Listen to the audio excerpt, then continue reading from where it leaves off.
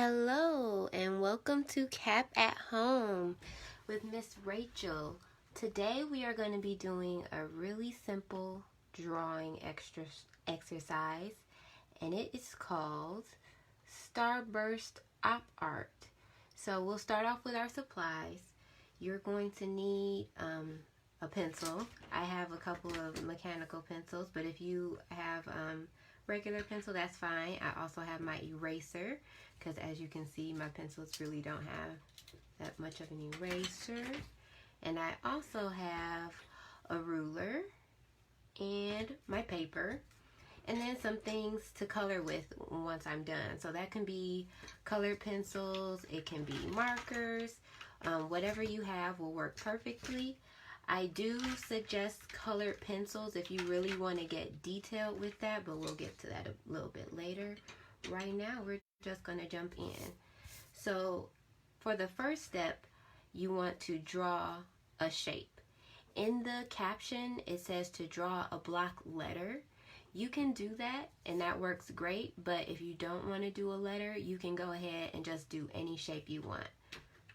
But for consistency's sake, I'm going to do a letter, and I'm going to use marker right now so that you can see it, but I suggest that you use a pencil, because if you mess up or something, you'll have the opportunity to erase it and nothing will be permanent. But I am going to start with a marker, and I'm going to draw a C for cap.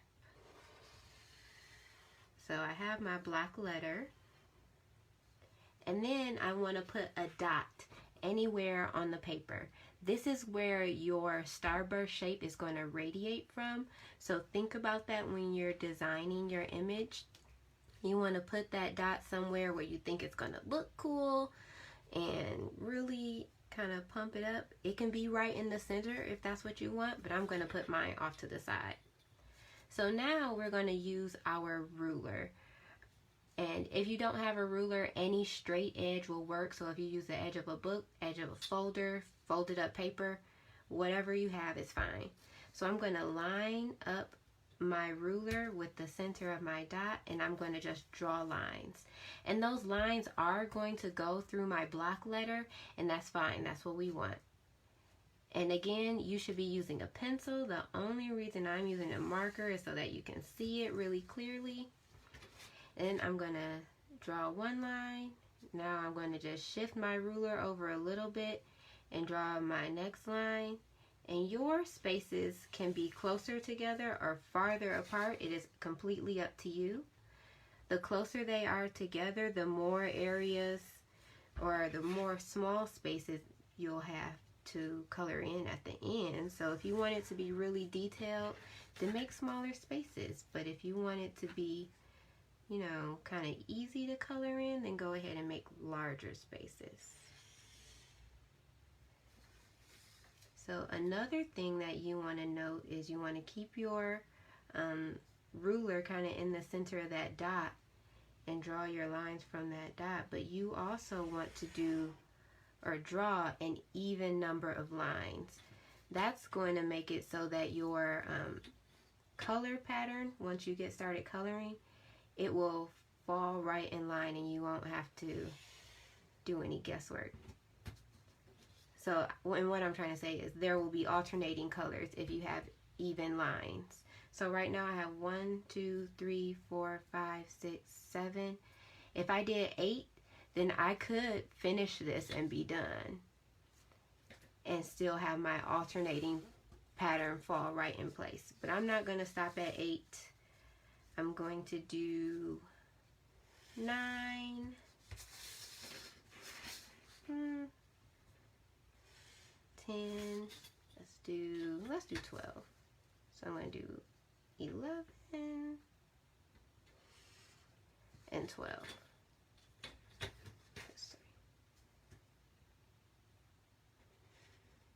So if my counting is correct, I will have enough spaces to alternate my colors without running into any issues. So I'm going to start here. I have 1, 2, 3, 4, 5, 6, 7, 8, 9, 10, 11, 12 lines. So I should be okay. So the next thing that you want to do is color, and I will show you how to do that. I'm going to use my black so that my lines kind of disappear.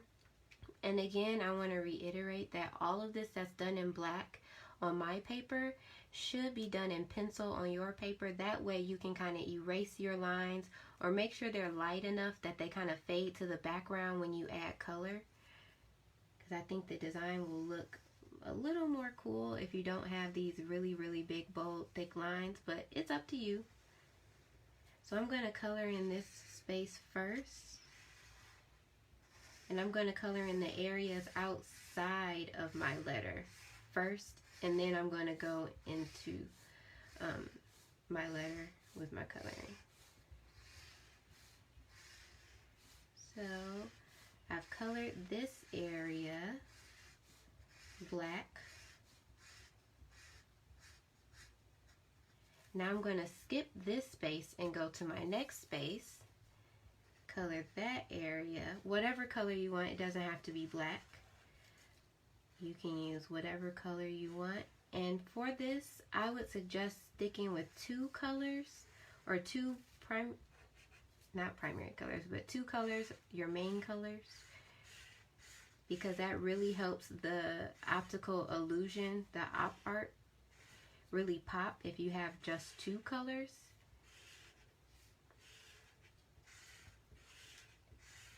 So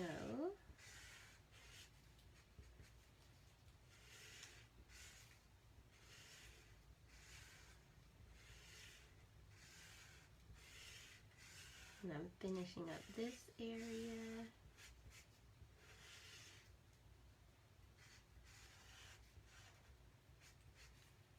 Okay, so I'm going to skip this space here and color this one next. So you can see I am coloring some spaces, skipping others. One thing I noticed when I was working on my example was that my surface that I'm coloring on isn't completely even and flat. So sometimes I get these weird textures in what I'm coloring. So to kind of overcome that, I used a magazine under my drawing so that my work area was smooth. So that's one thing that you can take into consideration and do. So if you have, you know, just a kitchen table or something and it's not super smooth, you may want to put a magazine under what you're working on, so that when you're coloring, you're not getting these weird textures in the background. But with the marker, I don't really have to deal with that, and this marker is drying out. But we'll keep going, just to kind of show you where the op art of this comes in. So, skipping this space, and I'm going to color this one. And I have a sheet of paper underneath to protect my work area. So if you're like me and you sometimes color off the page, it's a good idea to set some paper down or have something else under your work area if you're working on something that needs to stay clean.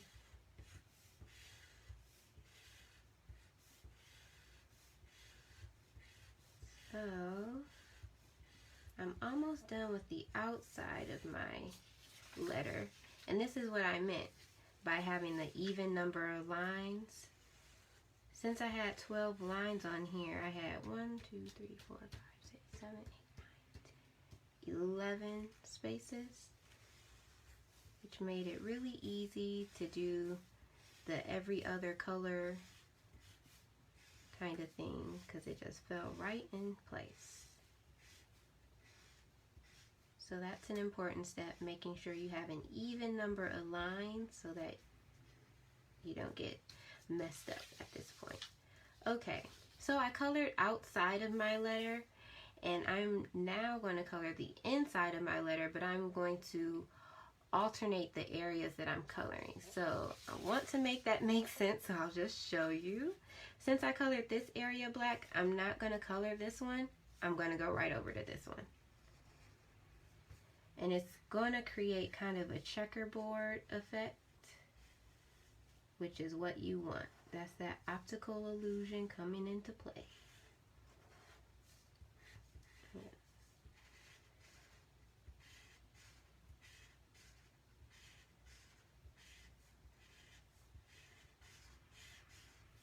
So I'm going to skip this area and color this one now. So it's super simple, and I think you guys get the idea. I'm gonna finish out my letter with my dried up marker. I'm gonna skip that space. And remember, when you're coloring, drawing, or anything, make sure that you are comfortable when you're doing it. That's why I'm turning my paper, because I'm more comfortable. So you'll get your best work if you're doing it and you're a little bit more comfortable. You're not straining. So I'm straining to get the ink out of this marker.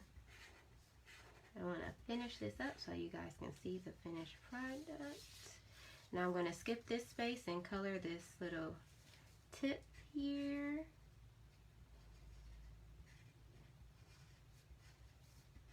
So because of the letter I chose, the C, I have some extra spaces that I need to color in to finish this, that are kind of inside of my letter.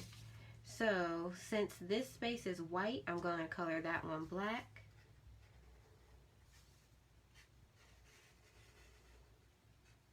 On the inside of my letter.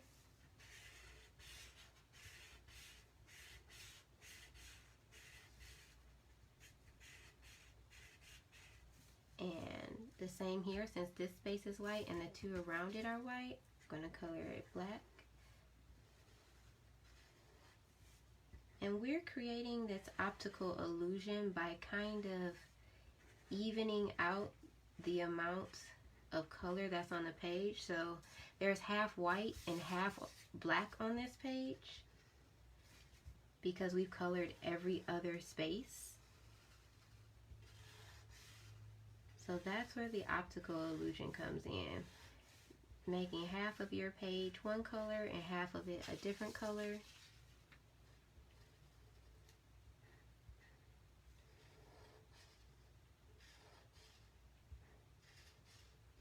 So here we are, we're done in record time. That's like 12 minutes to finish this whole thing.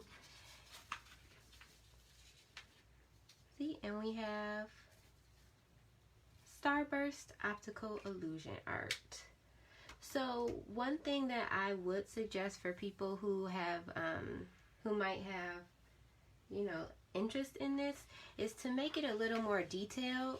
When I did my example, I used the pencil and I created a letter R for Rachel, and I used the graffiti style drawing that we did a couple weeks ago. So if you wanted to go back on our Facebook page and check that out, you can do that.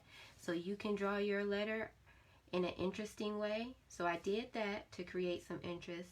And then I used my pencil and I drew a bunch of lines closer together so that mine really kind of pops out of the page, because I have more going on my page. The one that I just did is really simple and it works. It's good. But if you want to step it up to the next level, then I would suggest adding more lines from that center point. You can even move your center point around to kind of change how it looks and feels. And then also play with color. So with this example, you can see I've started to do like a gradient over here. So it's getting darker as it goes to the center, and it's getting lighter the further away it's going. You can play with colors and things like that. So you can do a lot with this. You can go really simple and just finish this up in 10 minutes like we did, or you can take your time and make something really fun and exciting. So I hope you learned something from this lesson. Please make sure you like our page, share our post, and follow us on Instagram, Facebook, and even YouTube to check out these videos and to keep up to date with what's coming up next. So we will see you next week with Cap at Home. Bye.